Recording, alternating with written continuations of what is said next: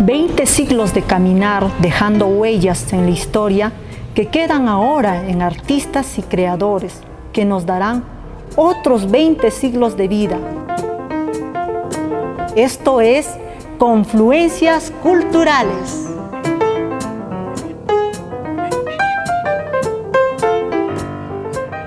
En esta parte de Confluencias Culturales estamos con Alfredo Felice Morales para hablar un tema, como estamos en Semana Santa, ¿no?, sobre la espiritualidad de las personas.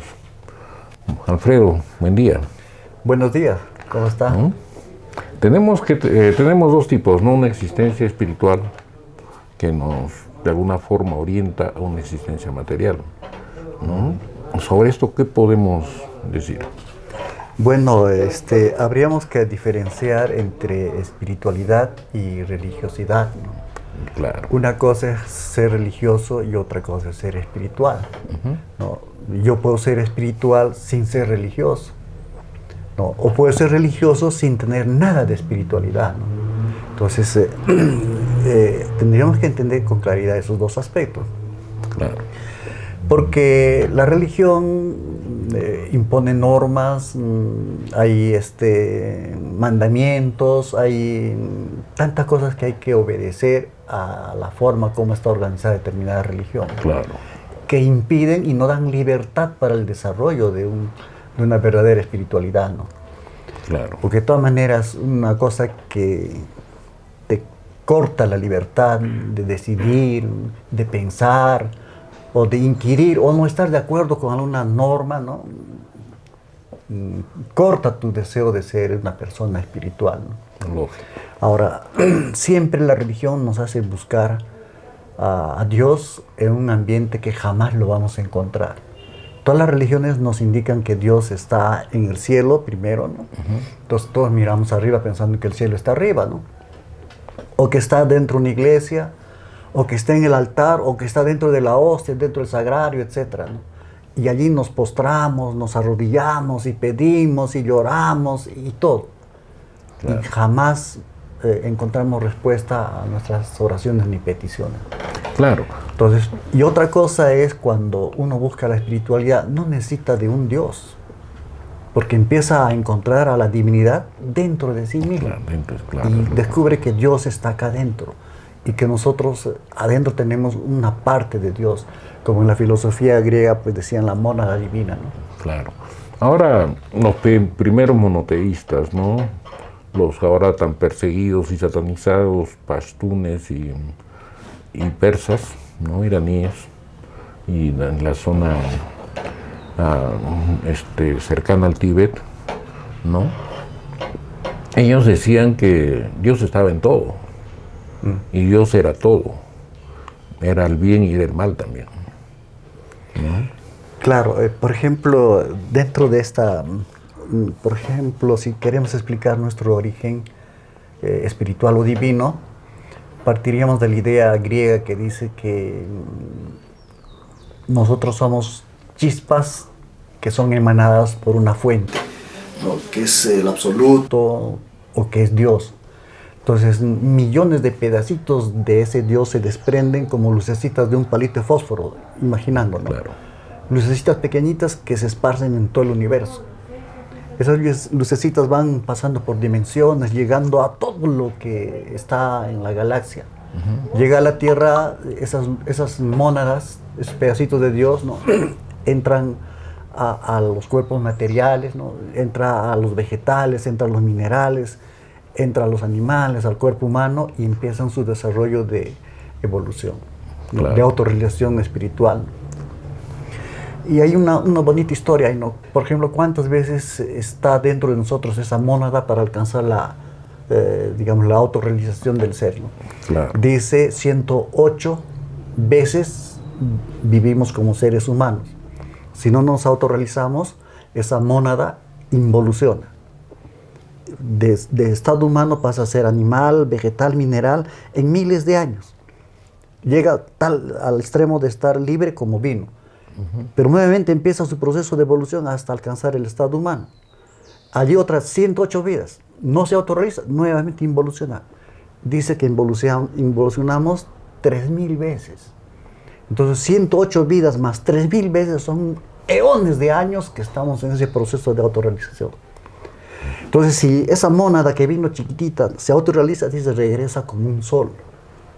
Si se autorrealiza, regresa como un sol y se junta con la fuente. Y ese Dios, al recibir esa mónada autorrealizada, se expande más y va creciendo. Claro. Entonces, esa es la idea que tenemos de nuestro origen, de Dios, ¿no? Ahora, Es una cosa que va aumentando, creciendo, desarrollándose más y más, cuanto más mónadas autorrealizadas regresan hacia Él. claro. Ahora en esa mónada, ese estado de autorrealización humana, ¿no sería el óctuple camino a la felicidad que definían los budistas? Claro, en ellos es, digamos, alcanzar el nirvana, ¿no? Claro. A través del camino óctuplo, ¿no? Recto pensar, recta forma de obrar, ¿no? Etc. Entonces, es un estado en el cual vives junto con Dios, ¿no? Estás en el nirvana, gozando de la gracia de estar junto a Dios. Es como igual que dice, por ejemplo, el cristianismo, ¿no? Tú cumples con todos los mandamientos y cuando mueras vas a vivir a la diestra de Dios, ¿no? Claro. Es alcanzar ese estado de gracia, ¿no? Es un poco lo que es a todas las religiones, ¿no? Pero el budismo, nirvana es un estado de la nada, ¿no? Llegar a ser nada. Entonces se corta todo ese proceso de reencarnaciones que acaba de describir, ¿no? Claro, la nada, por ejemplo, es la no existencia de lo material. Claro. ¿Ya? Entonces, todo lo que es materia se desvanece, ¿no? En este caso nuestro, por ejemplo, vivimos en un estado material. Y lo que busca digamos, el que camina dentro del conocimiento esotérico o misterioso, busca el silencio. O sea, busca un momento en el cual no se manifieste nada, deje de existir nada y se alcance el silencio. En ese silencio es donde se manifiesta tu ser interno. Mientras no haya ese silencio, no puedes tú vivenciar la existencia de tu ser interior. No puedes. Entonces, por eso es que la mente jamás se detiene. La mente es el impedimento al cual nosotros podemos, digamos, superar para poder alcanzar una experiencia mística, una experiencia espiritual. ¿Por qué? Porque la mente no descansa ni un instante. Es un proceso continuo de pensamiento. Claro. Y uno se da cuenta que no lo puedes ni apagar, no puedes modificar, ¿no? Es toda una programación mental que te hace actuar en tu vida, ¿no? Entonces, por ejemplo, ese es el trabajo primero, a través de una autoobservación, conocer todo el proceso mental, observar a tu mente, ¿no? Claro. Ahora, para ser uno con la divinidad, ¿no? Estando vivo en esta vida, en este momento, dicen que es el sexo, ¿no? El camino. Sí. Hay una frase que dice que el hombre alcanza su autorrealización o llega a ser un ser espiritual a través de la mujer. Claro. Entonces la mujer es la que libera, ¿no?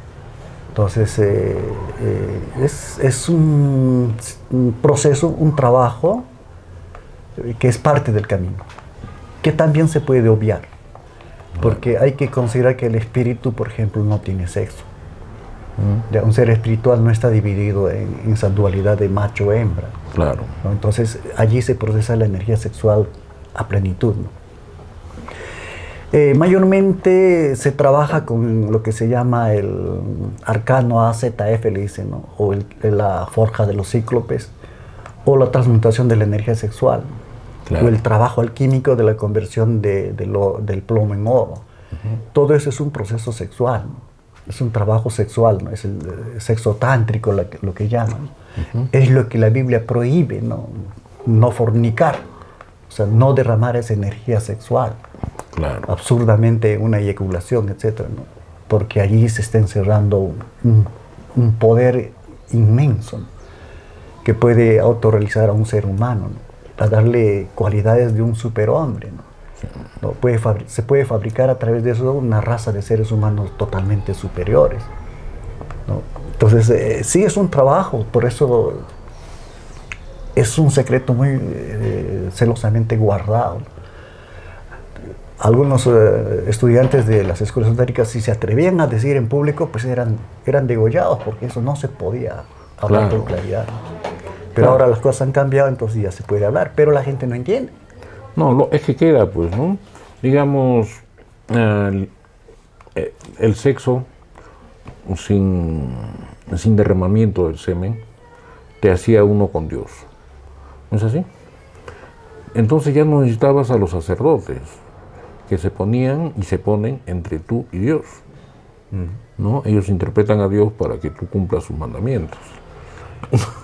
Por eso, en una organización religiosa necesitas de un intermediario.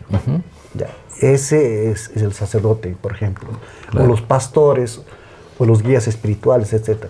Pero en la espiritualidad no necesitas del pastor. La comunicación es directa, tú con Dios, punto. No, ese es el camino, ¿no? Esa es también una diferencia abismal entre ser religioso y ser espiritual, ¿no? Claro, lógico, ¿no? Porque, digamos, el desarrollo de la espiritualidad plena te lleva a un estadio de humanidad plena también, ¿no? No solo en tu ser físico, perdón, no solo en tu ser espiritual, sino también en tu ser físico, ¿no?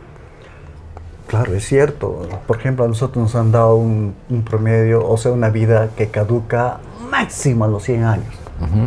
Pero eso está programado en nuestros genes, ¿no? No podemos pasar más. Pero si trabajamos con la energía sexual, rompemos esa caducidad. Entonces hay personas que viven más de 100 años y viven con toda plenitud, con toda lucidez, ¿no? Con todas las potestades. Viven en este estadio, ¿no? Sí. De un cuerpo físico, ¿no? Y bueno, dicen un cuerpo astral, ¿no? Que sería el cuerpo espiritual, ¿no? El ser humano tiene muchos cuerpos, no solamente es el cuerpo físico. El cuerpo físico pertenece a la tercera dimensión. El cuerpo bioenergético, que con la cámara Kirlian se puede tomar fotografía de ese cuerpo, ya están estudiándolo, pertenece a la cuarta dimensión. El cuerpo astral pertenece a la quinta dimensión. Claro. Y hay el cuerpo causal, el cuerpo mental, el cuerpo de la voluntad, etcétera, que son de dimensiones superiores. Pero nuestro movimiento de todos nosotros, en realidad somos seres multidimensionales que no nos acordamos nuestros viajes a las dimensiones porque nos han programado a no recordar. Claro. Entonces, toditos sin excepción tienen cuerpo físico, cuerpo vital y cuerpo astral. Y viajan con esos cuerpos todas las noches. Cuando yo me quedo a dormir, se queda mi cuerpo físico tendido en la cama, mi cuerpo vital alrededor de mi cuerpo físico, digamos, haciendo el mantenimiento a ese cuerpo físico. Y mi cuerpo astral se desprende del cuerpo físico y se va a la quinta dimensión, junto con mi conciencia, con mi mente, con mi espíritu, etc. En un cuerpo astral también, un cuerpo. ¿No? Entonces, pero ese cuerpo está conectado con un cordón de plata, el cordón de plata. Es un cordón energético. Es como el cordón que tiene el bebito con la mamá, el cordón umbilical. ¿No? Mientras esté conectado a la madre por el cordón umbilical, la madre le sostiene, le da vida. Claro. Le cortan eso, entonces se libera de la madre y empieza a vivir el niño independientemente. Igual, claro. A nosotros nos cortan el cordón, inmediatamente el cuerpo físico empieza a entrar en descomposición. Al extremo que en 2 días, si no lo meten si no lo entierran pues ahí en el hueco, ¿no? Se hincha y puede reventar y se llena pues de materia toda la habitación. Claro. Es así, ¿no? Se generan gases, se descompone por completo. Entonces, ¿qué sucede? En la quinta dimensión seguimos nuestras actividades. Y esas actividades lo recordamos y le llamamos sueño. Pero esos sueños son recuerdos incongruentes, retazos de lo que estamos viviendo en la quinta dimensión. ¿Por qué? Porque hay entidades que regulan eso. Entidades que no permiten que el ser humano se dé cuenta de ese proceso que hace. Porque si no, encontraría conocimientos que le liberarían como ser humano. Sería un ser tremendamente poderoso. ¿Por qué? Porque se daría cuenta que es un ser que se mueve en dimensiones diferentes. Claro. Entonces nos manipulan la glándula pineal, ¿no? pasan 8 minutitos de lo que estamos durmiendo, ya intervinieron acá y ya no hay sueño. Bueno, claro. Y de paso nos hacen bromas pesadas, ¿no? Por ejemplo, nos hacen que recordemos retazos de nuestras actividades en la quinta dimensión, ¿no? Nos recordamos, esos son los sueños, y después nos dicen, interpreta tus sueños. Hacen libros de significados de los sueños, entonces nos tienen ajetreados tratando de interpretar los sueños, que a nada nos conducen. Sí. Nos hacen perder el tiempo y... Claro. Ahora, pero eso, ¿qué te digo? El plano general de la existencia humana sería un plano, ¿no? Ya. ¿No? Donde todas estas dimensiones se dan simultáneamente. Sí. Y era algo que yo hice un trabajo con brujos, pero brujos andinos, ¿no? Lo hice en el Valle del Mantaro, Cusco, Puno. Y en todos ellos hablaban de las existencias simultáneas, ¿no? pero hablaban solo de 3 dimensiones, el de arriba, el de abajo y el de acá, ¿no? Y decía, si tú afectas a la existencia de una persona en la parte de arriba, vas a afectar a la que está en la parte de abajo. Por eso cuando tú vas a donde un brujo que te haga un amarre, el entierro es en el río, perdón, en el lago o en el cerro. El cerro va hacia arriba y el lago va hacia abajo. No te afectan directamente a ti, ¿no? Pero sí a las otras expresiones de lo que tú eres en esos 3 niveles, ¿no? Entonces, algo de lo que tú dices está ahí, ¿no? De alguna forma siempre lo supimos. Sí, allí hay que, para entender eso que es tan simple, ¿no? Arriba, acá y abajo, sí, hay que entender el término Pacha. Del término Pacha se deriva, por ejemplo, Pachamama, ¿no? Entonces, ¿por qué? Pacha es el lugar donde se mantiene la vida, donde se desarrolla la vida, donde toda forma de vida existe. Y el término Pacha no se refiere solamente a esto, sino se refiere Pacha al Hanaj Pacha, Kai Pacha, Uku Pacha.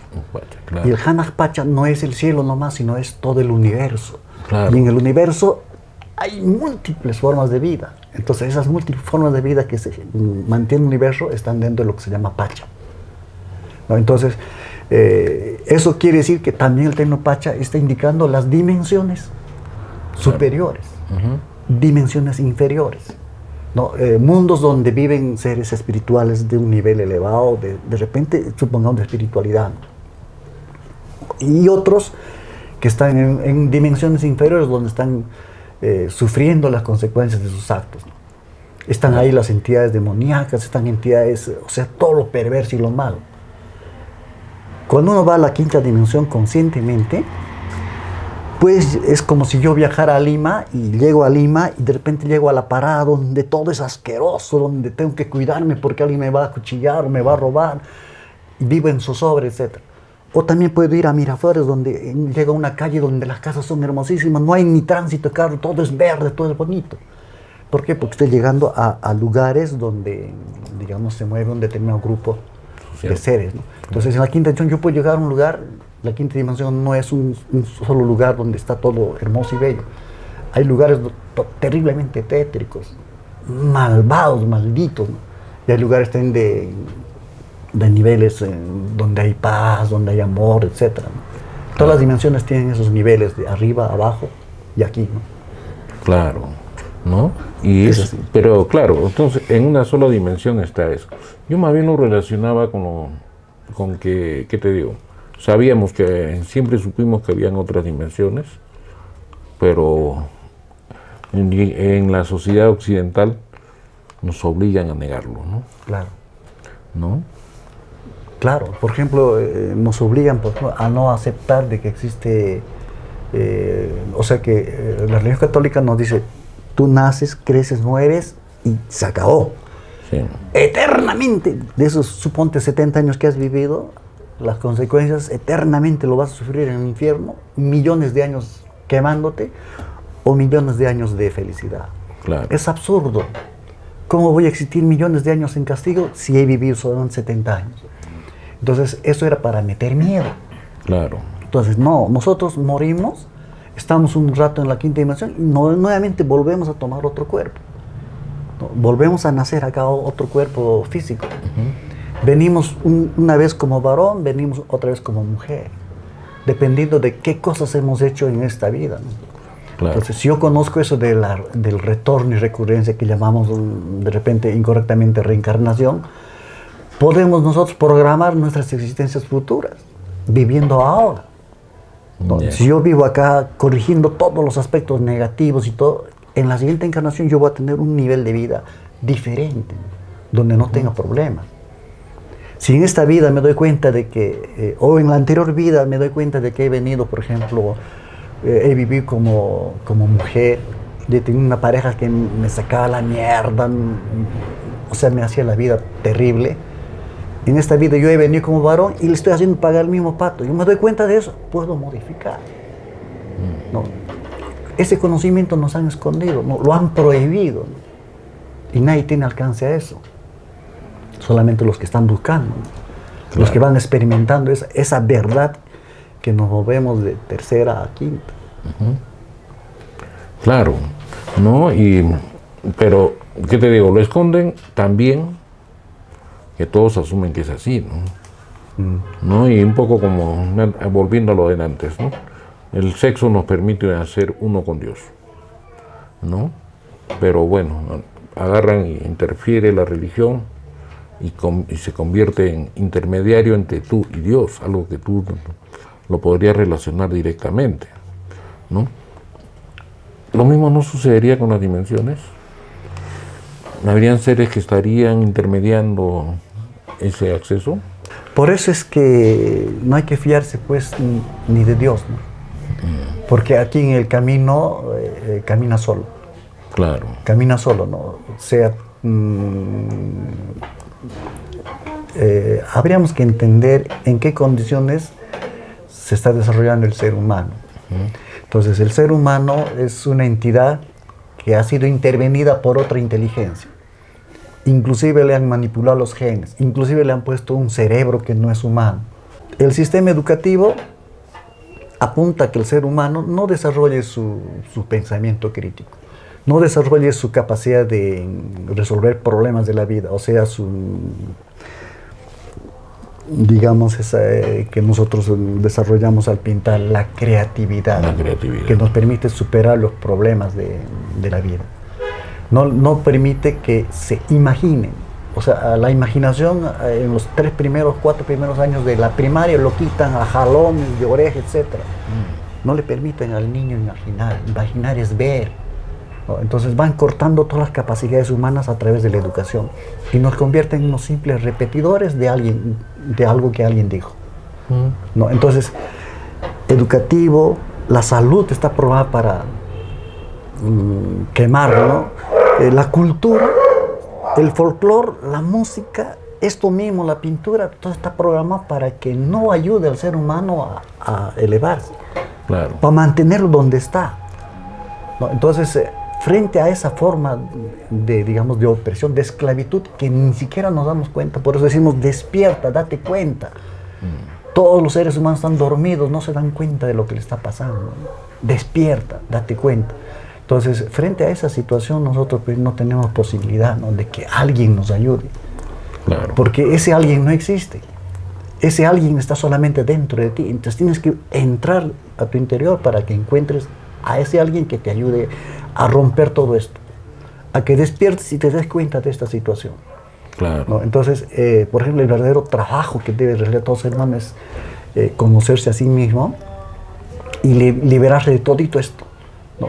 Autorrealizarse como ser espiritual en toda su magnificencia, ¿no?, en toda su potestad. Frente a ese ser espiritual no hay nadie que se lo oponga, no hay ninguna posibilidad de vencer a ese espíritu.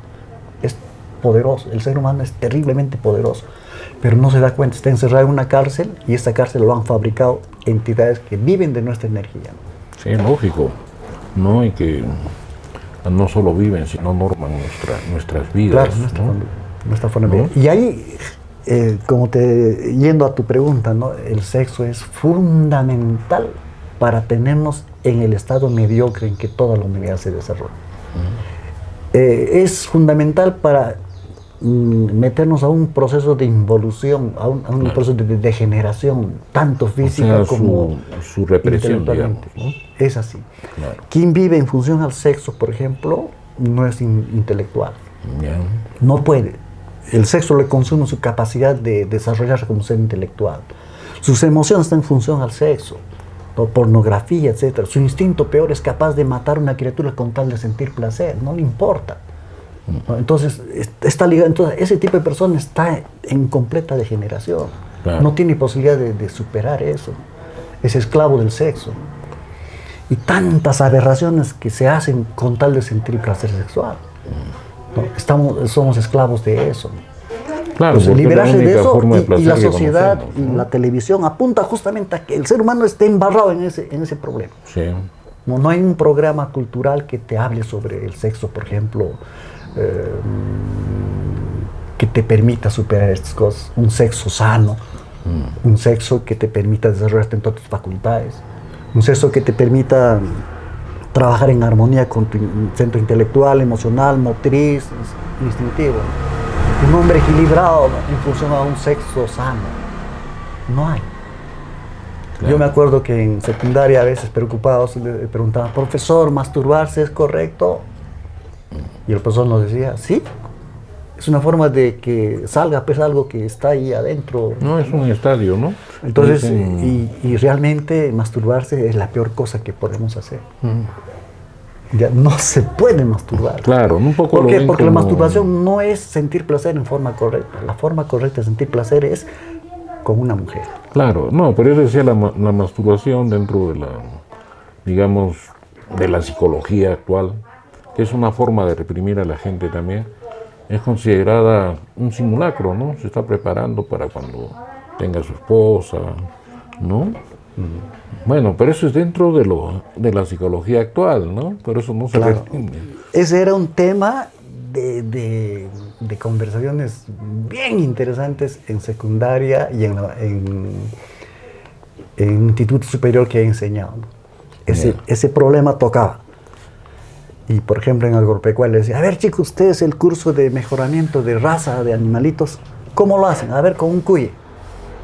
El profesor les dice, traigan, cada uno va a traer cuye macho, cuye hembra, los revisan todo y después los juntan. Entonces, nace la criita, a los 15 días, ¿qué les dice el profesor? Que lo desteten. Claro. Al mes, que revisen quién es masculino y femenino y los separen. A los 3 meses van a escoger quiénes van a la olla y quién se queda para ser reproductor. A los 6 meses que está el cuye maduro, recién los juntan. Y cuando sale el cuyecito ya está saliendo en mejores condiciones. Claro. Más saludable, más grande, o sea, etc. Nosotros los seres humanos somos cuyes, están igualitos, son cuyes grandes. ¿A qué edad el ser humano está maduro? No. El ser humano madura, mira, la cuestión sexual recién empieza a madurar de los 14 hasta los 21 años. Claro. ¿No? Entonces, si a los 14 yo no estoy maduro sexualmente y ya tengo mis relaciones sexuales, ya estoy gastando mi energía sexual, ¿Qué es el ya estoy periodo de la trayendo nueva masturbación, vida, ¿no? Claro. ¿qué tipo de niño está naciendo cuando yo todavía no estoy maduro? Entonces, ahora, para madurar correctamente, esa energía que se manifiesta con toda su potencialidad, hay que saber direccionarlo. Entonces, un joven que se dedica a masturbarse, ¿cuándo va a acabar secundaria? 21 años, 22 años, 23 años, y a veces algunos no acaban.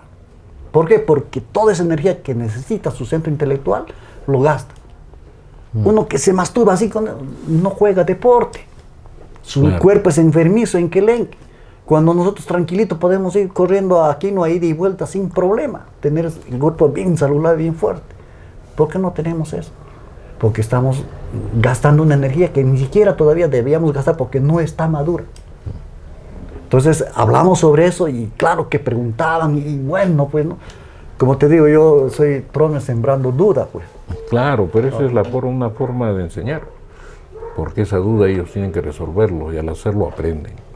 Yo les decía, a ver, a un caballito de carrera, un campeón de esos, yo egoísta, una noche le llevo una yeguita, la hago cruzar, ese caballito de carrera fue, Pues, ni más va a ganar. un poco Mientras como- el caballo esté en competencia en carrera, jamás va a conocer la yeguita. Claro, es un poco como esta sociedad es una sociedad de protección de los animales.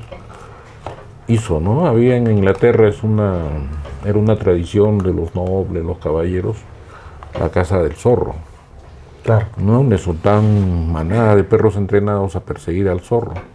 Entonces esto lo que hacían era poner una perra en celo, ¿no? Y subirla a una camioneta, una furgoneta, una camioneta cerrada, ¿no? Sí. Entonces ahí se metían todos los perros, cerraban la puerta y se los iban. Claro. Bueno, hemos acabado acá, hermano, nuestra entrevista porque ya el tiempo nos ganó, ¿no? Ah, ya. Muy bien. A ver si ha sido algo interesante, pues, ¿no? No, De repente en la siguiente me gustaría hablar sobre la clave sol. Es el inicio del trabajo interno que puede hacer cualquiera. claro. Y es no. el método pedagógico y aplicado para entrar en una correcta relación con los alumnos que Claro. tenemos.